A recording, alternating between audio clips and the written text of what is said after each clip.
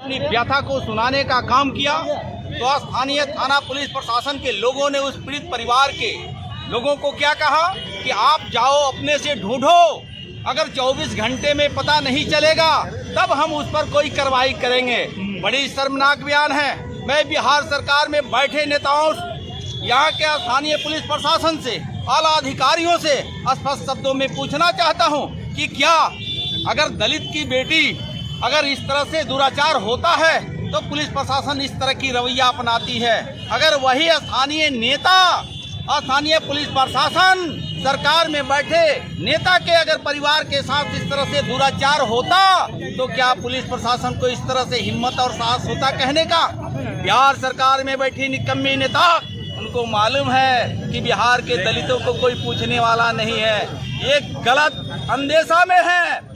झूठी समाजवादियों ने दलितों को झांसे में रख करके जब चुनाव आता है तो दलितों को इन झूठी समाजवादियों ने कभी संविधान की हवाला दे करके, कभी रिजर्वेशन की हवाला दे करके, कभी दलितों को गुमराह करने की बात करके इन लोगों ने समय समय से दलितों को छलने का काम किया। यही नहीं, वो फुलवारी शरीफ हो, रुद्रपुर हो, कैमूर की धरती हो, सीतामढ़ी की धरती हो, गोपालगंज की धरती हो, बिहार के 38 जिले में जो गृह मंत्रालय का डाटा है कि सर्वाधिक अगर बलात्कार की, हत्या की, छेड़खानी का अगर घटना घट रही है तो बिहार में। मैं तो बिहार के मुख्यमंत्री जी से कहना चाहता हूं, किसके दबाव में, किसके बहकाव में एक गुंडागर्दी के हाथों में सरकार को सौंपने का काम किया। ये राष्ट्रीय जनता दल की सरकार नहीं है, ये गुंडा जनता दल की सरकार है। ये बिहार की जनता डरी और सहमी है, जिसका उदाहरण फुलवारी शरीफ में अबोध बच्चियों के साथ रेप ही नहीं, रेप करके हत्या कर दी जाएगी। शर्म करनी चाहिए बिहार के चाचा भतीजा को। अगर आपसे सरकार नहीं संभल रही है, दलितों पिछड़ों की आप समस्या को निराकरण नहीं कर रहे हैं, सुरक्षा प्रदान नहीं कर रहे हैं, तो नितांत रूप से आपको इस्तीफा दे करके संन्यास ले लेना चाहिए। निकाले हैं, क्या उद्देश्य रखा? इस दुख के घड़ी में आपने सुना होगा कि फुलवारी शरीफ में बीते दिन 2 दलित बच्चियों के साथ सामूहिक बलात्कार होता है, हत्या कर दी जाती है। आज एक बच्ची जिंदगी और मौत से आमस में जूझ रही है, लेकिन 8 किलोमीटर दूरी पर बिहार का मुख्यमंत्री, उप मुख्यमंत्री दोनों का निवास है। अभी तक उस पीड़ित परिवार को आंसू पूछने तक नहीं गए। धन्यवाद तो हम देना चाहेंगे भारतीय जनता पार्टी के प्रदेश अध्यक्ष आदरणीय सम्राट चौधरी जी को कि जैसे उनके संज्ञान में बातें आई, पीड़ित परिवार से मिल करके न्याय देने के लिए पुलिस प्रशासन के नहीं उच्च स्तरीय बैठे, जिनके कानों में आज तेल पड़ा हुआ है, उनको भी बताने का काम किया गया। आज उस पीड़ित परिवार को न्याय नहीं मिला, अपराधियों को पुलिस प्रशासन ने गिरफ्तार नहीं किया, तो आज भारतीय जनता पार्टी को रोड पर उतरना पड़ा।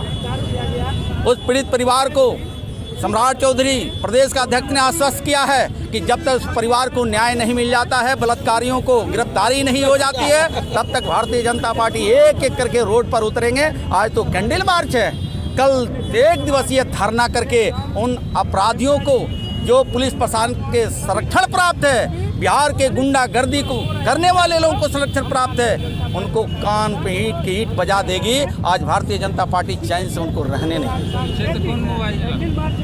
धन्यवाद। ये जिस तरह से जो है घटना हुई है, सरकार की तरफ से कोई अभी तक नहीं पहुंचा है। ये सरकार दलित विरोधी है, सरकार पिछड़े विरोधी है।